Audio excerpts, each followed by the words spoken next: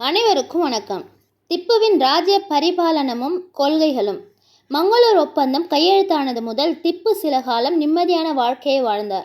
நிறைய திருப்பணிகளை எடுத்து செய்தார். ஒரு முறை முஸ்கட்டிலிருந்து ஒரு மௌல்வி வந்திருந்தார். மசூதி ஒன்றை அமைக்க நிதி வேண்டி தாராளமாக அள்ளி கொடுத்தார் திப்பு. மௌல்விக்கு ஒரு சந்தேகம். இறைவன் மீது உங்களுக்கு அபார நம்பிக்கை இருப்பதாக எல்லோரும் பேசிக்கொண்டதை கேட்டிருக்கிறேன். இப்போதுதான் நேரில் பார்க்கிறேன். ஆனால் ஒரு சந்தேகம். கேளுங்கள். மசூதியை கட்ட நிதி அளிக்கிறீர்கள், நியாயம். கோயில்களும் தேவாலயங்களும் கட்டவும் கூட நீங்கள் அனுமதி அளித்திருக்கின்றீர்கள், நிதியும் கூட தருகின்றீர்கள் என்று நான் கேள்விப்பட்டிருக்கிறேன். ஆமாம், அதற்கு என்ன வந்தது? அப்படியானால் நீங்கள் இஸ்லாத்தை நம்பவில்லை என்பதல்லவா பொருள்? இஸ்லாத்தின் மீது உங்களுக்கு மதிப்பு உண்டு என்னும் பட்சத்தில் எதற்காக மாற்று இறை சிந்தனைகளை வளர்க்கிறீர்கள்? திப்பு அவரை பால்கனிக்கு அழைத்து சென்றார். ஸ்ரீ ரங்கநாதன் கோயில் தெரிந்தது. அதோ அந்த கோயில் மணி ஓசையை ஒரு நிமிடம் கேட்டு பாருங்கள். அந்த ஓசை எந்த மதத்தை சேர்ந்தது என்று உங்களால் சொல்ல முடியுமா? உட்கார வைத்து அவருடன் பேசினார் திப்பு சுல்தான். திப்பு கேட்ட எந்த ஒரு கேள்விக்கும் அவரிடம் விடையில்லை. ஸ்ரீ ரங்கநாதன் கோயில் இஸ்லாத்துக்கு விரோதமானது என்று யார் சொன்னார்கள்? தேவாலயங்களும் இந்து கோவில்களும் வளர்ந்தால் இஸ்லாம் நொடித்து போகும் என்று எந்த இறை தூதர் சொன்னார்? ஒரு மதம் மற்றொன்றுக்கு விரோதமானது என்பதுதான் உங்கள் முடிவா? மதத்தின் பெயரால் விரோதம் வளர்க்கலாம் என்று எந்த புனித நூலில் எழுதியிருக்கின்றார்கள்? மதம் எதற்கு? ஒன்றுபடுத்தவா, இல்லை பிளவுபடுத்தவா? மஸ்கட்டிலிருந்து வந்த மௌல்வி திப்புவின் பெருந்தன்மையை உணர்ந்து அவரை பாராட்டி விட்டு போனார்.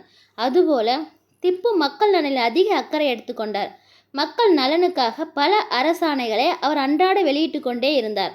விவசாயம் பற்றி, மக்களின் உரிமைகள் பற்றி, எதிரிகளை பற்றி, அமைதியை பற்றி, நிதி நிலைமை பற்றி, அரசாங்கத்தின் முடிவுகள் பற்றி, இதையெல்லாம் கர்ம சிரத்தையுடன் யாரும் மக்களிடத்தில் எடுத்துக்கொண்டு போனதில்லை. ஆனால் திப்பு மன்னர்களில் கொஞ்சம் வித்தியாசமானவர். திப்புவின் இன்னொரு ஆணையும் உண்டு. அது யாதெனில், வளமான நிலத்தை யாரும் தரிசாக போட்டு வைத்திருக்க கூடாது. ஒன்று அதனை அவர் பயன்படுத்த வேண்டும், அல்லது நியாயமான குத்தகை பணத்தை பெற்றுக்கொண்டு மற்றவர்கள் பயன்படுத்தி கொள்ள அனுமதி அளிக்க வேண்டும்.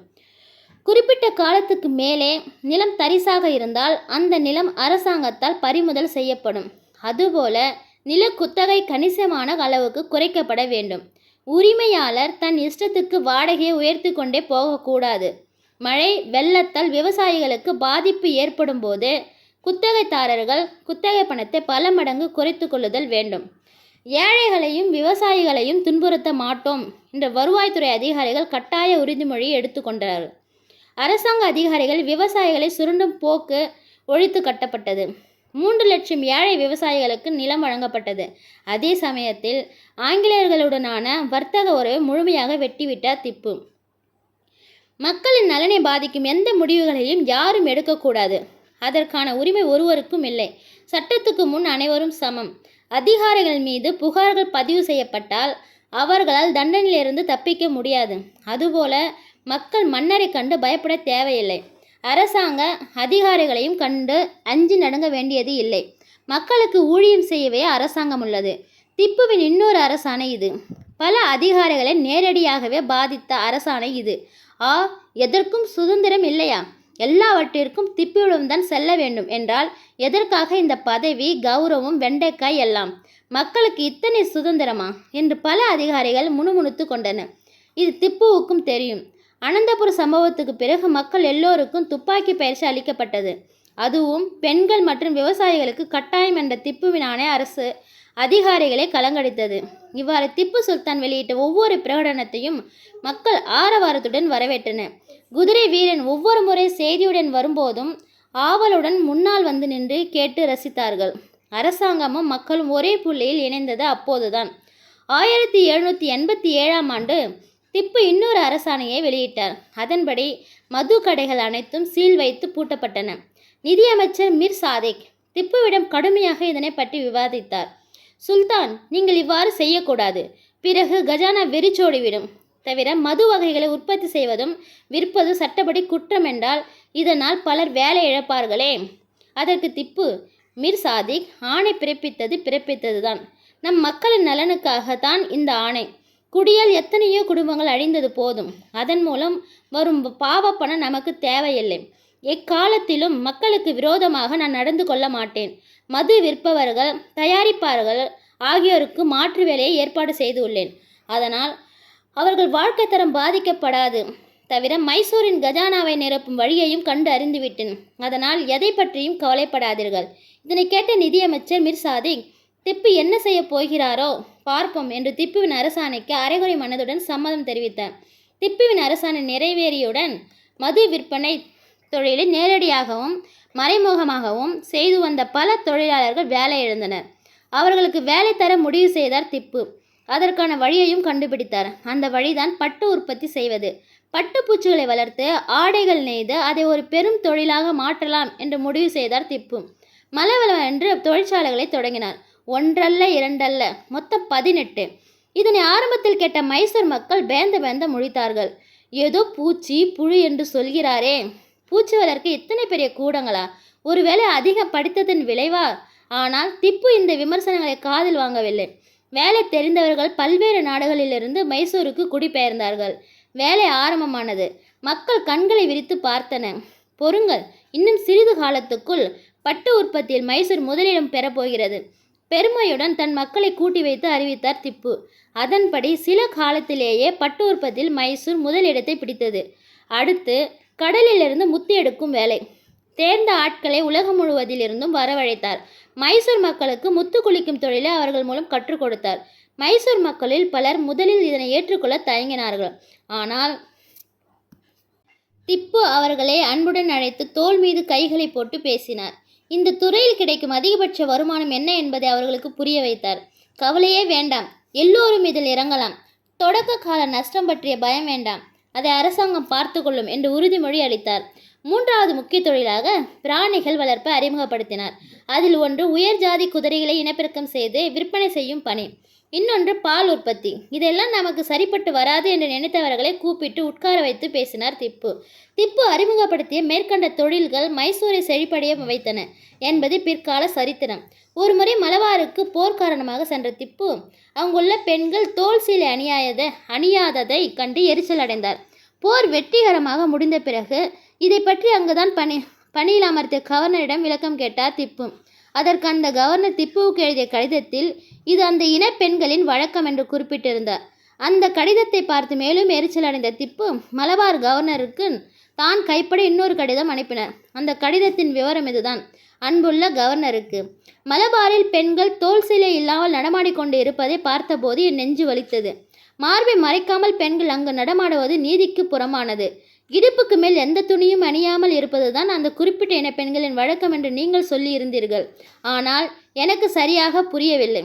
உண்மையிலேயே இப்படி இருப்பதுதான் அவர்கள் வழக்கமா, அல்லது போதுமான ஆடை வாங்க அவர்களுக்கு வசதி இல்லையா? ஒருவேளை ஏழ்மைதான் காரணம் என்றால் உடனடியாக நிதி அனுப்புகிறேன், அவர்களுடைய தேவைகளை பூர்த்தி செய்யுங்கள். இல்லை, அது அவர்களது வழக்கம் என்றால் குறிப்பிட்ட இனத்தை சார்ந்த தலைவர்களிடம் பேசி இந்த வழக்கத்தை கைவிட முடியுமா என்று பாருங்கள். கவனம், இனத் தலைவர்களிடம் தோழமையுடன் பேசுங்கள். அவர்களது நம்பிக்கைகளை எந்த விதத்திலும் நாம் அலட்சியம் செய்துவிடக் கூடாது. அப்படி அவர்கள் நிர்பந்தி கொள்ள நாம் இடம் தரக்கூடாது. இதே வழக்கத்தை குறிப்பிட்ட இனத்தை சார்ந்த ஆண்களும் கடைபிடிப்பார்களா? இல்லையெனில் பெண்கள் மீது மட்டும் இதை திணிக்க வேண்டியதன் அவசியம் என்ன? இப்படி செய்வது அநீதி அல்லவா? அல்லது அங்கு வாழ்ந்த ராஜா யாராவது ஒரு காலத்தில் இப்படி ஒரு தண்டனையை பெண்கள் மீது மட்டும் விதித்திருக்கிறாரா? எளிமையும் காரணமல்ல, தண்டனையும் காரணமல்ல எனில் அவர்கள் இனத்தை சார்ந்த ஆண்களிடம் கேளுங்கள். அவர்களுடைய தாயாரும் சகோதரிகளும் இப்படி நடந்து வருவதை அவர்கள் எப்படி பார்த்து கொண்டு இருக்க முடிகிறது என்று. இப்படிக்கு திப்பு சுல்தான். மேற்கண்ட கடிதத்தின் மூலம் திப்புவின் ஒழுக்கம் மற்றும் பெண்மை மீது அவருக்கு இருந்த மரியாதை போன்றவை வெளிப்படுகிறது அல்லவா? இக்கடிதத்தை அவர் 1785ஆம் ஆண்டு மலபார் கவர்னருக்கு எழுதியதாக அன்றைய அரசு குறிப்பில் உள்ளது. இதுபோல திப்பு தன் ஆட்சியின் மத நல்லிணக்கத்துடன் நடந்து கொண்டார். அதற்கும் ஒரு சான்று இதோ. 1787இல் திப்பு சுல்தான் வெளியிட்ட மத பிரகடனம். பிற மதங்களை பற்றி புரளி பேசாதீர்கள். அவர்களது விக்கிரகங்களை நம்பிக்கைகளை கொச்சைப்படுத்தாதீர்கள். எந்த மதத்தையும் யார் மீதும் திணிக்காதீர்கள். அவரவர் மதம் அவரவருக்கு, அவரவர் நம்பிக்கை அவரவருக்கு. அல்லாஹ் நினைத்திருந்தால் எல்லோரையும் ஒரே மதத்தில் தோற்றுவித்து இருக்க முடியும். ஆனால் அவர் அப்படி செய்யவில்லை. இதிலிருந்து என்ன தெரிகிறது? எல்லா மதமும் உயர்ந்ததுதான். எல்லோரிடமும் நாம் நேசம் பாராட்ட வேண்டும். உங்கள் கடவுளும் என் கடவுளும் ஒருவரே. நாம் இருவரும் இணைந்து அவரிடம் சரணமடைவோம். மத போர்வையில் சிலர் இறைவனின் சாம்ராஜ்யத்தில் அத்துமீறி நுழைந்து பொய்யையும் வெறுப்பையும் பகையையும் உபதேசித்து வருவதைக் கண்டு நான் வேதனைப்படுகிறேன். இன்னொரு பிரகடனம் சுற்றுச்சூழல் மீது திப்புவுக்கு இருந்த அக்கறையை எடுத்து கூறும் விதமாக அமைந்துள்ளது. அது மைசூர் காசின் விதித்த விதி 126 படி பின்வருமாறு: உங்கள் பகுதியில் குற்றம் புரியும் விவசாயிகளுக்கு அபராதம் விதித்து வருகிறீர்கள். இனி குற்றம் புரிபவர்கள் ஒவ்வொரு பகோடா அபராதத்துக்கும் பதில். ஒரு பகோடா என்பது அக்காலத்தில் ரூபாய் 3.50 ஆகும். கிராமத்தில் 2 மாமரங்கள் 2 பலா மரங்கள் நட்டு 3 அடி உயரம் வளரும் வரை தண்ணீர் விட உத்தரவிடுகிறேன். இப்படிக்கு திப்பு. மேலும் திப்புவின் பெருந்தன்மைக்கு எடுத்துக்காட்டாக 1789ஆம் ஆண்டு தன் அமைச்சர்களுக்கு திப்பு சுல்தான் ஆற்றிய உரையிலிருந்து ஒரு பகுதியை இப்போது காணலாம். மலபார் கவர்னரிடமிருந்து எனக்கு ஒரு கடிதம் வந்திருக்கிறது. என்னுடைய தௌலத் அரண்மனை விஸ்தரிப்பு பணிகள் செய்ய சில தேர்ந்த நபர்களை அனுப்பி வைப்பதாக சொல்லியிருந்தார். அவர்கள் மிகவும் கெட்டிக்காரர்கள் என்றும் திறமைசாலிகள் என்றும் சொல்லியிருந்தார். நல்லது. ஆனால் கூடுதலாக இன்னொரு விஷயத்தையும் அவர் குறிப்பிட்டார். அவர்களுக்கு நான் எந்த கூலியும் கொடுக்க தேவையில்லையாம். ஏன்? புரியவில்லை. யாரையும் அடிமைப்படுத்தி வேலை வாங்கும் எண்ணம் எனக்கு இல்லை. மாபெரும் அரண்மனைகள் கட்டடங்களை கட்டுவதில் என்ன பெருமை வந்து சேர்ந்துவிடப் போகிறது? பிரமிடை எப்படி கட்டினார்கள்? ஆயிரக்கணக்கான அடிமைகளை வைத்து. அவர்களது உழைப்பை உறிஞ்சி.